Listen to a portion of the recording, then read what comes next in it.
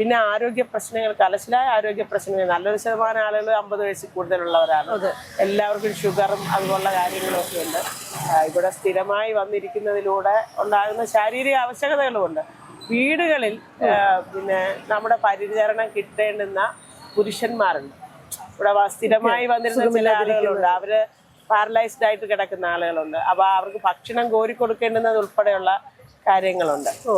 അപ്പൊ അതൊക്കെ വളരെ എന്ന് പറഞ്ഞാൽ വളരെ വലിയൊരു സ്ട്രഗിളാണ് ഇവിടെ നമ്മൾ ഈ സമരത്തിൽ ഇരിക്കുമ്പോൾ സ്ത്രീകളെന്നുള്ള നിലയിൽ ഏറ്റെടുക്കേണ്ടി വരുന്നത്. പിന്നെ കുടുംബ പശ്ചാത്തലം, ഇപ്പൊ ഈ കിടക്കുന്ന ശോഭയുടെ ഭർത്താവ് മരിച്ചിട്ട് 8 വർഷമായി. 2 പെൺകുട്ടികളാണുള്ളത്. അതിൽ മൂത്ത മകള് കല്യാണം കഴിച്ചൊരു കുഞ്ഞൊക്കെ ഉണ്ട്. പക്ഷേ ആ കുട്ടി നല്ല വിദ്യാഭ്യാസമുള്ള കുട്ടിയാണ്.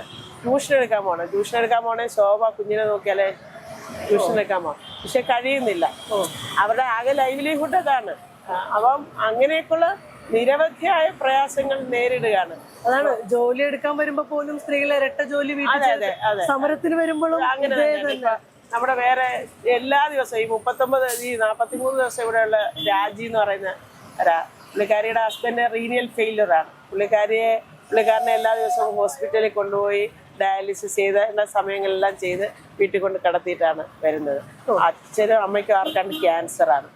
പറഞ്ഞാൽ നമുക്ക് സങ്കല്പിക്കാൻ കഴിയാത്ത തരത്തിലുള്ള ജീവിത പ്രയാസങ്ങളും ബുദ്ധിമുട്ടുകളുമാണ് ഈ സമരവേദിയിൽ വന്നിരിക്കുന്നത് ഓരോരുത്തരും അനുഭവിക്കുന്നത്. കഴിഞ്ഞ ദിവസം ഇവിടെ ഒരു കടബാധ്യത ഉണ്ടായിട്ട് അനിതാകുമാരിയുടെ ഒരു മോൾക്ക് ക്യാൻസറാണ്. എന്ന് പറഞ്ഞാൽ വീട്ടിൽ പ്രായമായ അച്ഛനും അമ്മയും ഉണ്ട്. ഒരു ആശാവർക്കർ, അവരുടെ സഹോദരൻ മാനസിക വെല്ലുവിളി നേരിടുന്ന ആളാണ്. അവരെ പുള്ളിയെ നോക്കേണ്ടുന്നത് ഇവരാണ്. അങ്ങനെയുള്ള കാര്യം ഒന്ന് ആലോചിച്ച് നോക്കെ, ഇതിന്റെ സങ്കീർണതകളൊന്നും ആലോചിച്ചൊക്കെ. അപ്പൊ ഇവര് ഈ സർക്കാർ വിചാരിക്കുന്നുണ്ട് ഒരു തൊഴിലില്ലാത്ത കുറെ ആളുകൾ ഇവിടെ വന്നിരിക്കുന്നെന്നാണ് വിചാരിക്കുന്നത്.